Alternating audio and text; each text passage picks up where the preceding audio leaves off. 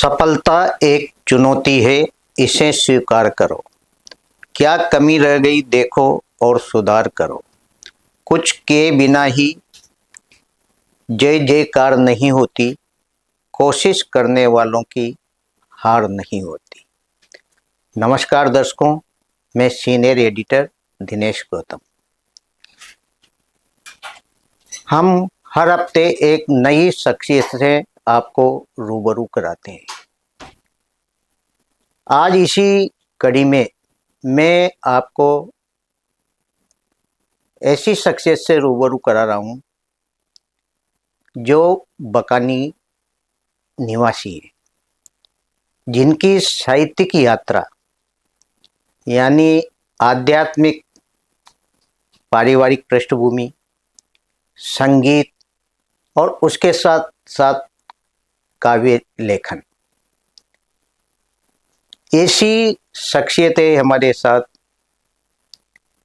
सुश्री अदिति शर्मा। अदिति शर्मा बहुमुखी प्रतिभा की धनी है। शिक्षा के साथ साथ अपनी काव्य यात्रा का शुभारंभ एक एक शब्द चुनकर माला के रूप में ये पाठकों के सामने लाई है।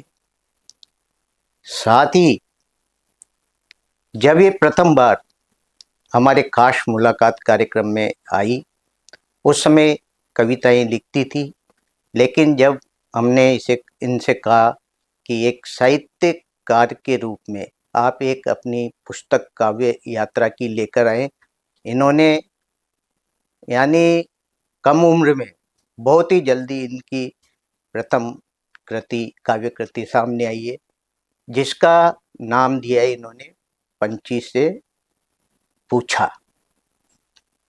इस काव्य जो कृति है, इसमें इनकी रचनाएं हैं। इन रचनाओं के बारे में भी हम अदिति से जानेंगे। आइए बात करते हैं अदिति शर्मा सलोनी से।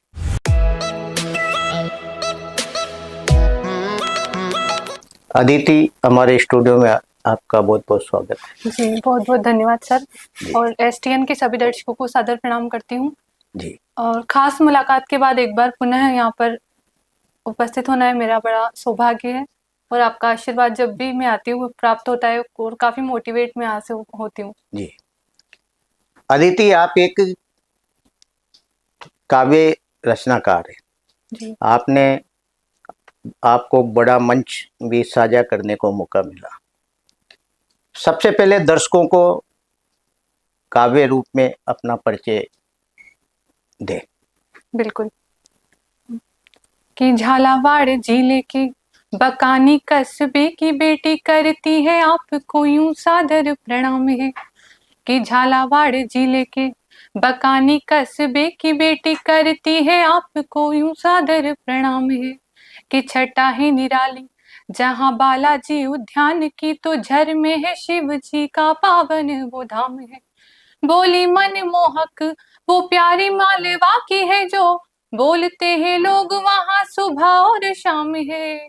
कि उसी धरती की रहवासी बेटी हूँ मैं और अदिति शर्मा सलोनी मेरा नाम है। कि उसी धरती की रहवासी बेटी हूँ मैं और अदिति शर्मा सलोनी मेरा नाम है। बहुत सुंदर अदिति। जी धन्यवाद। अदिति, आपकी उम्र अभी बहुत कम है, लेकिन आध्यात्मिक, संगीत और उसके साथ साथ लेखन कैसे संभव हो पाता है? जी सर, अगर अपन प्रयास रखें अगर हर क्षेत्र में तो कुछ भी चीज असंभव नहीं है। और आजकल जो युवा हैं वो काफी सारे टैलेंट तो उनमें होते हैं, लेकिन वो पढ़ाई में इतना उलझ जाते हैं या फिर किसी भी आजकल सोशल मीडिया का वैसे जमाना है, यदि हम उसका सदुपयोग करें अपने दैनिक जीवन में तो काफी कुछ चीजें जो है वो संभव है। और हमें अपने जो मस्तिष्क को हमेशा तरोताजा रखने के लिए और सकारात्मकता की ओर बढ़ने के लिए अपनी रुचियों पर ध्यान देना आवश्यक है। चाहे हर एक व्यक्ति में किसी न किसी प्रतिभा अवश्य होती है, किसी न किसी प्रकार की, चाहे वो संगीत की हो या पेंटिंग की हो। तो बस जरूरत होती है उसे अपने आप में ढूंढने की और जैसे मैं अपनी संवेदनाओं को अपने शब्दों के माध्यम से व्यक्त करती हूँ, कोई लेखन के माध्यम से, जैसे विभिन्न प्रकार की साहित्यिक विधाएं हैं, कहानी है, कविताएं हैं, गीत हैं, और जैसे जैसे मैं इस क्षेत्र में आगे बढ़ रही हूँ तो अन्य प्रकार की विधाओं का भी मुझे ज्ञान होता है, तो अच्छा लगता है, और युवा काफी मुझसे जुड़े हैं इस जी यात्रा में। अदिति, यानी ये समय होता है पढ़ाई का, यानी प्रतियोगी परीक्षाओं की तैयारी, जी उसके साथ साथ आप मतलब अपने काव्य लेखन को भी जी संभाल के रखते हो।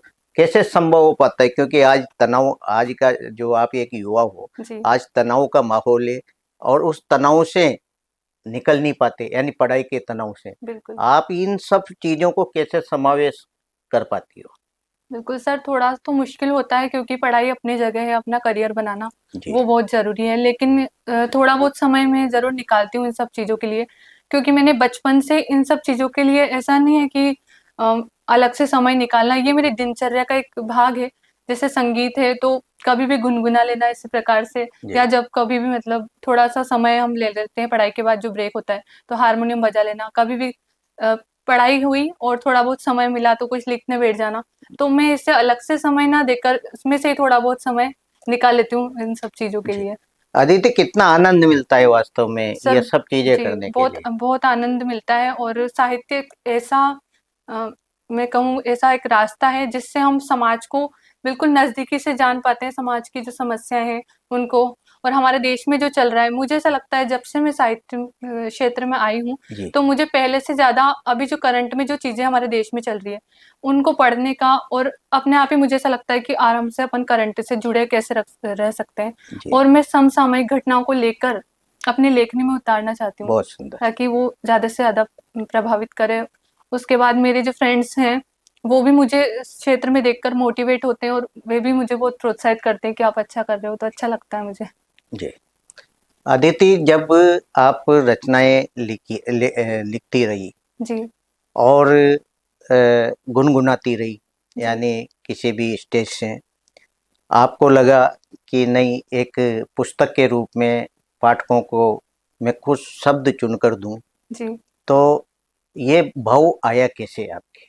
जी सर, सबसे पहले मेरे गुरु यहाँ पर उपस्थित हैं, मैं कहूँ मैं जब खास मुलाकात कार्यक्रम में यहाँ पर आई थी, तब सर ने मुझसे कहा था कि आप अपनी जो कृति है वो कब लेके आ रहे हो?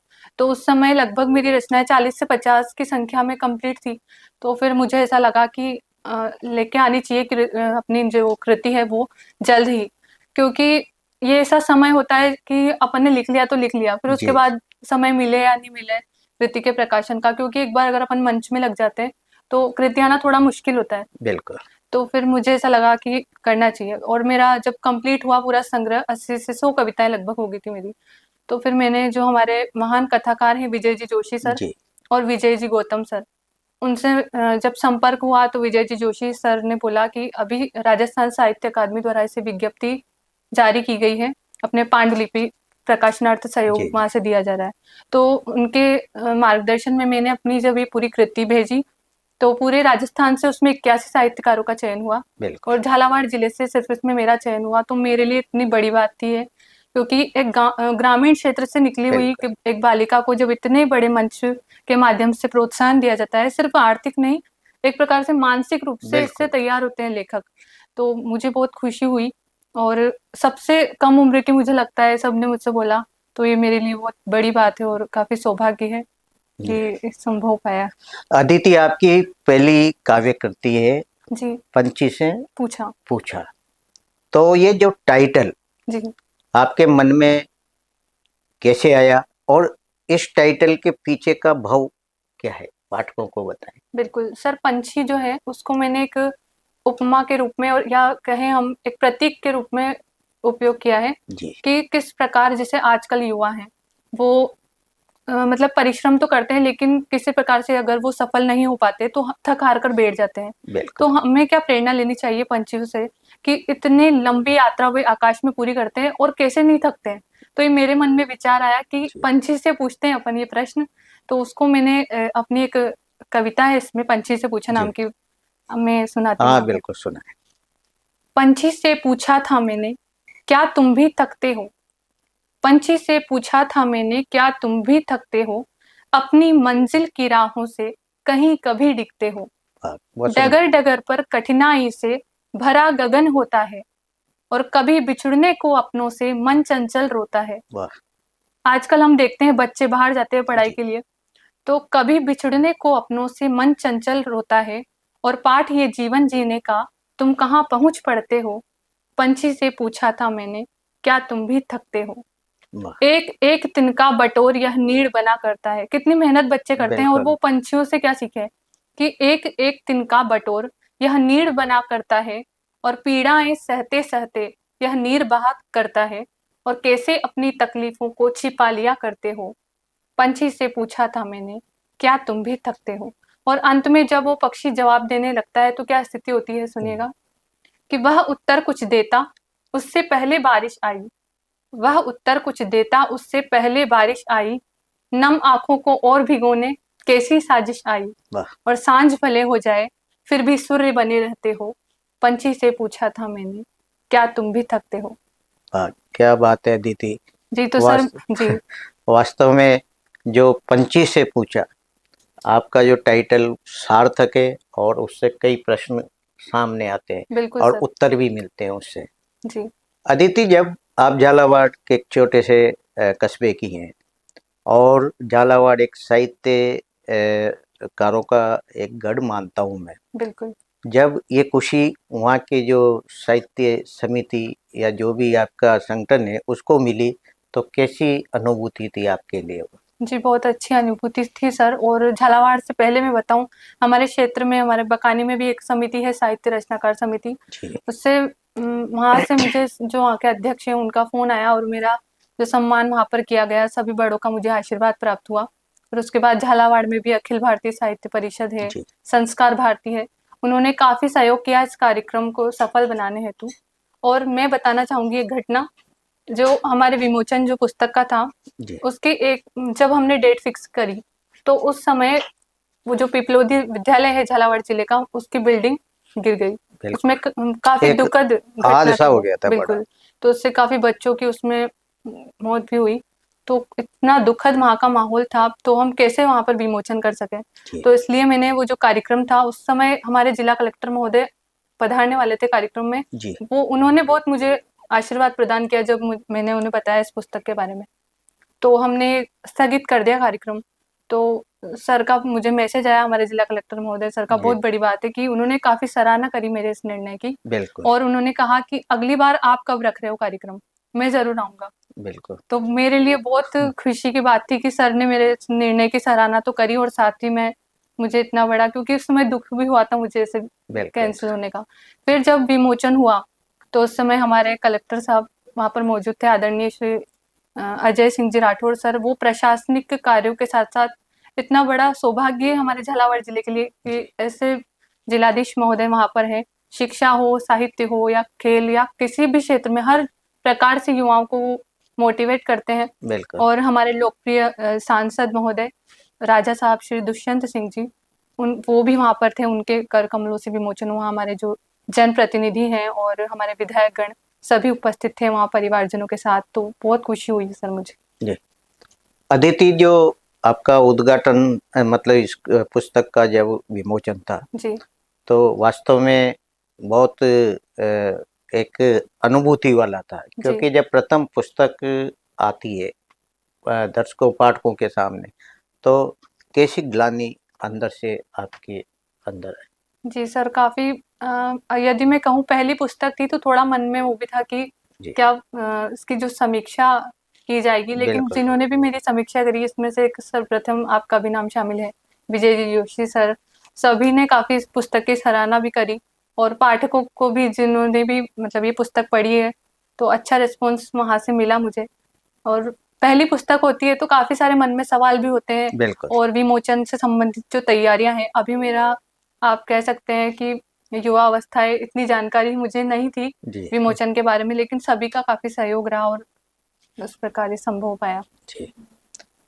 अदिति, आपके अंदर एक आवाज का जादू है, जी और आपके जो एक अपने शब्दों का चुनाव और अपनी आवाज, इससे आपको बड़े मंच भी मिले। जी अभी राष्ट्रीय दशहरा मेला में यानी कई कवि थे, उसमें आपका भी नाम था।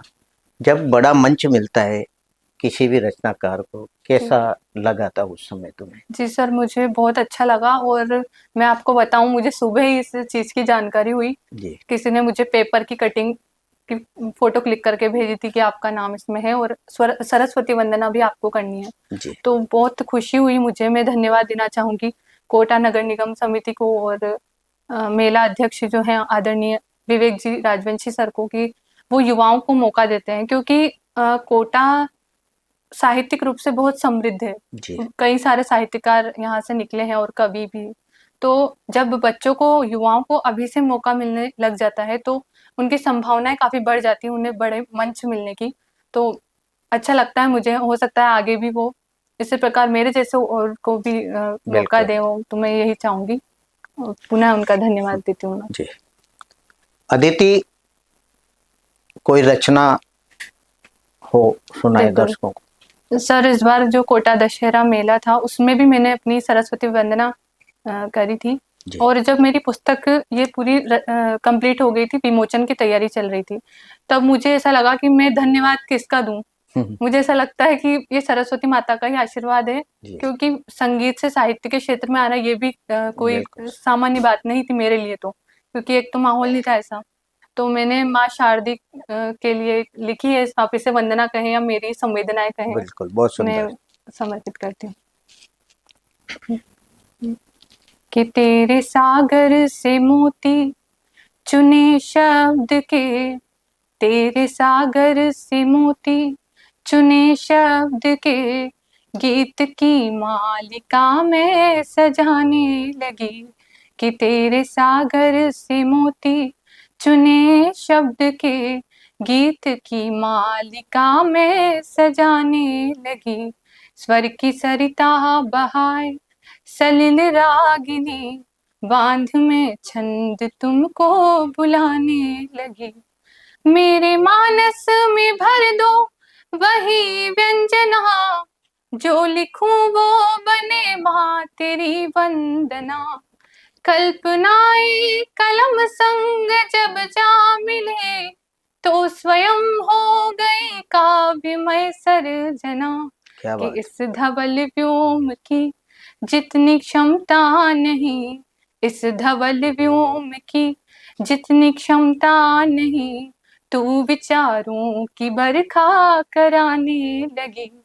कि इस धवल व्योम की जितनी क्षमता नहीं, तू विचारों की बरखा कराने लगी। कि तेरे सागर से मोती चुने शब्द के, गीत की मालिका में सजाने लगी। सुरमयी साधनाएं हो संगीत की, अनकही भावनाएं मेरे गीत की। श्वेत पद्मासना ज्ञानदायीश्वरी, आस तुमसे लगाई सदा जीत की। कि जब से पाया सहारा तेरा शारदे, जब से पाया सहारा तेरा शारदे, लिख रही हूँ तुम्हें और गाने लगी। कि जब से पाया सहारा तेरा शारदे, लिख रही हूँ तुम्हें और गाने लगी। और जब तक माँ का आशीर्वाद नहीं हो, जी उनकी कृपा नहीं हो, तब तक ये कलम नहीं चल सकती। और मैं ये 4 पंक्तियां बिल्कुल पढ़ती हूँ। सच है। कि तुम ही तकदीर हो और तुम ही धीर हो, द्रौपदी का सुधारित अमर चीर हो। दिव्य दृष्टि मिली थी जिसे ज्ञान की, एकलव्य का हर वो सफल तीर हो। कि दीप हो तुम सकल लोक उद्धार का, दीप हो तुम सकल लोक उद्धार का, ज्योति तेरे चरण में जलाने लगी। कि दीप हो तुम सकल लोक उद्धार का, ज्योति तेरे चरण में जलाने लगी। कि तेरे सागर से मोती चुने शब्द के गीत की मालिका में सजाने लगी। और इस पुस्तक की रचना कैसे होती है मैं जी, पढ़ती जी। हूँ कि मन का मंथन किया तो तुम्हें पा लिया, जब बनी वंदना तो तुम्हें गा लिया, कर रही है अदिति तुम्हें मान मन, आदि शक्ति का वरदान जो पा लिया, कि तुम भी राजी हृदय में हो संवेदना, तुम भी राजी हृदय में हो संवेदना, वेदना सुन तुम्हें मुस्कुराने लगी, कि तुम भी राजी हृदय में हो संवेदना, वेदना सुन तुम्हें मुस्कुराने लगी, कि तेरे सागर से मोती चुने शब्द के गीत की मालिका में सजाने लगी, गीत की मालिका में सजाने लगी। बहुत बहुत धन्यवाद। बहुत सुंदर अदिति। अदिति, जी काव्य लेखन आपने शुरू किया और किन किन विधाओं में अपनी लेखनी चला रही हो आगे? जी सर, वैसे तो अभी मेरा काव्य पे ही पूरा फोकस है, मैं काव्य जी। लेखन पे ही ध्यान देती हूँ। वैसे हमारे संस्कृत में एक श्लोक है कि गद्य कविनाम निक्षा बदंती, यानी कि गद्य को कवियों की कसौटी कहा जाता है।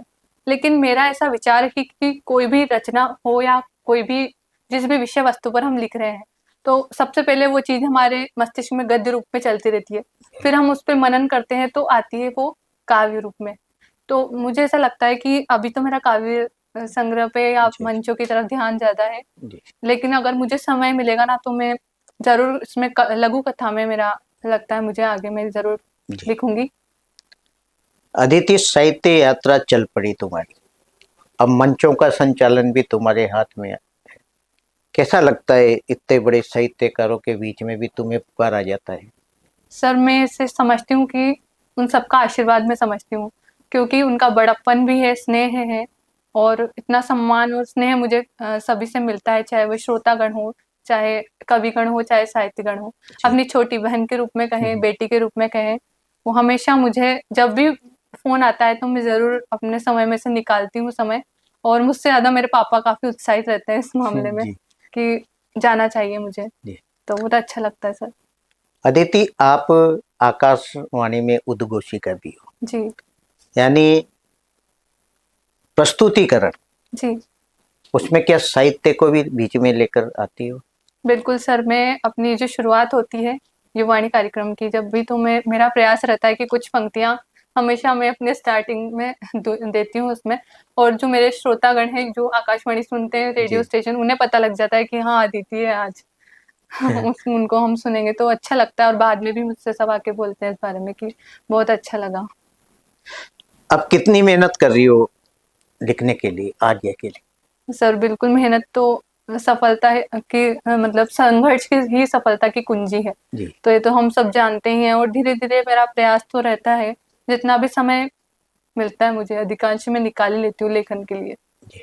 जी जाते जाते एक रचना और सुनाए। बिल्कुल सर, मैं एक रचना युवाओं के लिए सुनाना चाहती हूँ कि जो बाहर से आते हैं, जैसे कोटा जैसे बड़े शहरों में पढ़ाई करने के लिए, तो क्या उनके मन के भाव हैं, उनके परिवारजनों के भाव हैं, चाहे मेरे भाव कहें। अब जब मैं आई थी तो एक रचना पढ़ती हूँ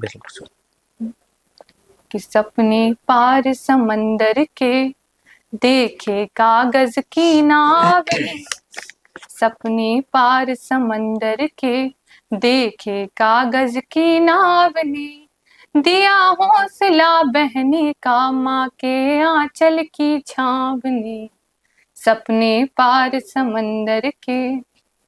आंखों में अरमान संजोए निकली है ये धारा, छोड़ खेत खलियान सुनहरे पाने नया किनारा, आंखों में अरमान संजोए निकली है ये धारा, छोड़ खेत खलियान सुनहरे पाने नया किनारा, दूर हुई गलियों से रौनक आज उसी पलटन की, माफ करी हर गलती जिनकी भूल समझ बचपन की वाह सुंदर। कि दुनिया का सबसे प्यारा सुख मिलता ऐसे गाँव में।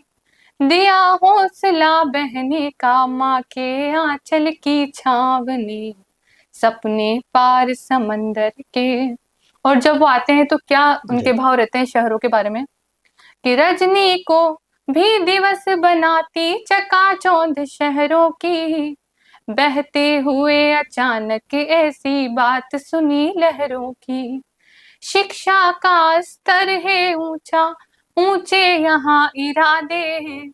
युवा जगत आता है पूरा करने अपने वादे। वाह। कि अंतरिक्ष तक पहुंच बना ली नन्हे नन्हे पाँव ने। अंतरिक्ष तक पहुंच बना ली नन्हे नन्हे पाँव ने। दिया हौसला बहने का माँ के आंचल की छाँव ने, सपने पार समंदर के। और मैं एक बात कहना चाहूंगी कि मेहनत कितनी जरूरी है। बिल्कुल। मन की अभिलाषाओं का तो कोई पार नहीं है। बिन मेहनत सब मिल जाए ऐसा संसार नहीं है। छूट रहे हैं सखा पुराने आज नई राहों में। क्यों पहले जैसी होने वाली मनुहार नहीं है। कि गिरकर पुनः संभलना भी सिखलाया इसी पड़ाव ने। गिरकर पुनः संभलना भी सिखलाया इसी पड़ाव ने। दिया हौसला बहने का माँ के आंचल की छाँव ने, सपने पार समंदर के। और ये अंतिम पंक्तियां मैं पढ़ना चाहूंगी जी। कि असफलता के बाद हमें अपने परिश्रम को नहीं छोड़ना चाहिए, बिल्कुल। क्योंकि एक ऐसा समय आता है जब सफलता हमारे सामने खड़ी होगी। पतझड़ के ही बाद बसंती रौनक यह आती है। हरती माँ की चादर ओढ़े धरती मुस्काती है।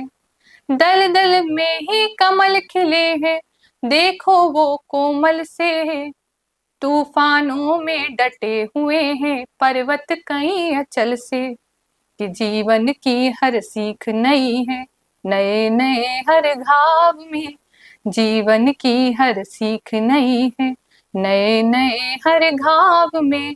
दिया हौसला बहने का माँ के आंचल की छाँव ने, सपने पार समंदर के। और सर मैं एक बात जरूर कहना बिल्कुल। चाहूंगी कि मेरे लिए जो साहित्य है वो मनोरंजन का विषय मुझे नहीं लगता। मुझे ऐसा लगता है कि साहित्यकार का एक सबसे बड़ा धर्म है या कवि का ऐसा धर्म है कि वो अपनी जो रचना में मार्मिक और मर्यादित शब्दों का प्रयोग यदि करेंगे तो वो बहुत चीज सुंदर। युवाओं को चाहे बड़ों को सभी को वो चीज प्रेरित रहेगी करेगी। और मैं चाहती हूँ कि मेरी कविताओं से उनके चेहरे पर कुछ देर की खुशी नहीं जीवन भर की मुस्कान हो। बहुत जैसे सुंदर। हम बचपन में हमने जो कुछ भी पढ़ा है वो ऐसी चीजें थी जो हमें हमेशा अंदर से मोटिवेट करती रहती है। तो बिल्कुल। मैं यही चाहूंगी कि अपनी रचनाओं में मैं मर्यादित शब्दों का हमेशा प्रयोग करूं और ऐसा लिखूं मैं जिससे सभी खुश रहें, चाहे बिल्कुल। महिलाएं हैं बिल्कुल। चाहे युवा हैं। अदिति, बहुत सुंदर विचार है लेखन के प्रति आपके। जी वास्तव में ऐसा ही लेखन होना चाहिए जो उनके मन मस्तिष्क पर बिल्कुल गहरी सर। छाप छोड़ कर और जाए। हमारे देश को समर्पित जी। हो अधिकांश। मुश्किलें जरूर है मगर ठहरी नहीं हूं मैं।